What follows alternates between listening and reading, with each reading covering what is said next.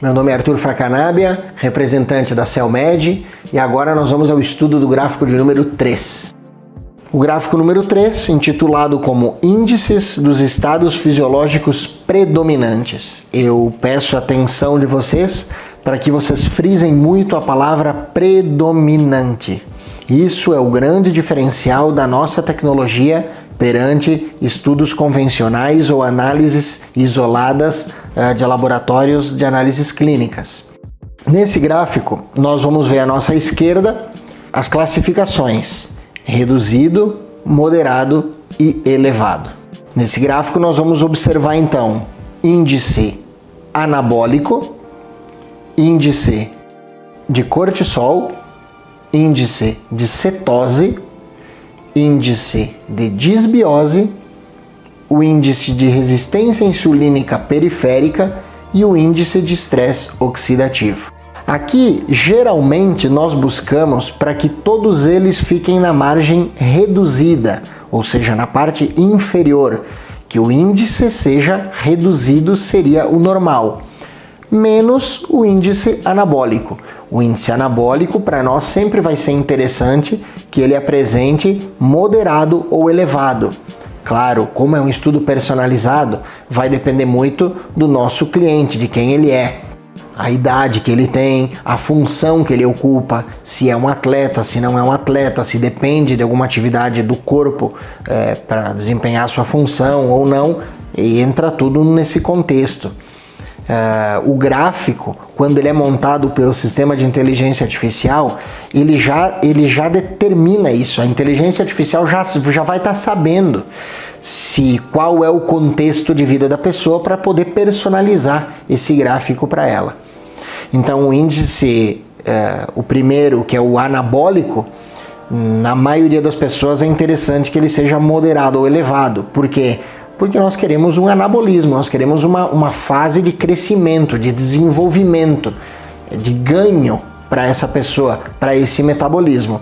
Nesse caso dessa pessoa reduzido, é um anabolismo parado, estagnado, que nós, através de essa monitoração de perfil metabólico, vamos fazer com que ele se mexa. Vamos ativar um pouco esse índice anabólico dessa pessoa. Segundo é o cortisol. Eu friso de novo para que vocês prestem atenção na palavra de predominância. Isso é o nosso diferencial. Aqui não quer dizer que nós coletamos o sangue da pessoa e que o cortisol dela deu elevado, como está aqui. Não é isso. Isso seria até onde a tecnologia de um laboratório normal, tradicional, conseguiria chegar. A nossa tecnologia, ela trabalha com a predominância.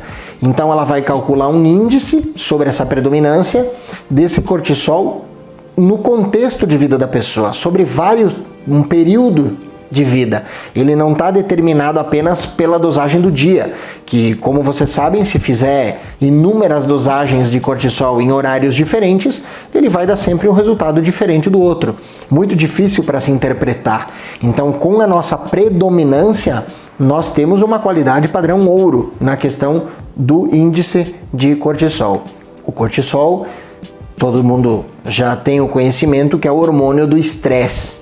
Então ele tem que ser reduzido, ele indica para nós vários caminhos, várias situações que essa pessoa está vivendo, ele precisa estar reduzido. Por quê? Dentre muitos motivos que eu posso citar, mas um deles é que a origem do cortisol vem da glândula adrenal, é a produtora. Imaginem vocês um estado de predominância do cortisol sempre elevado, essa glândula trabalhando sempre em excesso para poder dar conta da produção, em alguns anos começa a entrar em sinais de insuficiência adrenal. E isso já causaria para a pessoa um desgaste médico gigante, já tendo que buscar correlações de outros problemas. Então, para que ela não entre em insuficiência adrenal, nós corrigimos e estabilizamos esse cortisol na produção. Trabalhando em conjunto com outro elemento, que é a cetose, o que seria falar da cetose bem a grosso modo? para o leigo que não consegue acompanhar uma explicação mais científica. Seria um desvio do metabolismo da pessoa, não existe carboidrato suficiente para a máquina, para o motor, no caso que é o corpo da pessoa funcionar, e o corpo precisa produzir energia de fontes que não são da glicose. Ou seja, sempre que houver cetose, ativa o cortisol, que é o hormônio do estresse. Por quê? Para que esse hormônio faça gliconeogênese. A palavra é complicada para quem não é da área, mas essa gliconeogênese é formar glicose de compostos que não são glicose, ou seja, proteínas, aminoácidos, gordura, desses elementos formar glicose para alimentar as células do corpo. Isso é um processo, ao contrário do que muitos pensam que é benéfico. A ciência prova que o índice de cetose em estado de predominância ele causa muitos malefícios, inclusive na absorção celular de muitos nutrientes.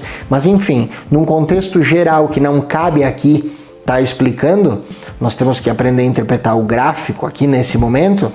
Essa cetose ela precisa ser reduzida, e o reflexo disso mostra a melhora em todos os outros gráficos que se tem relação com a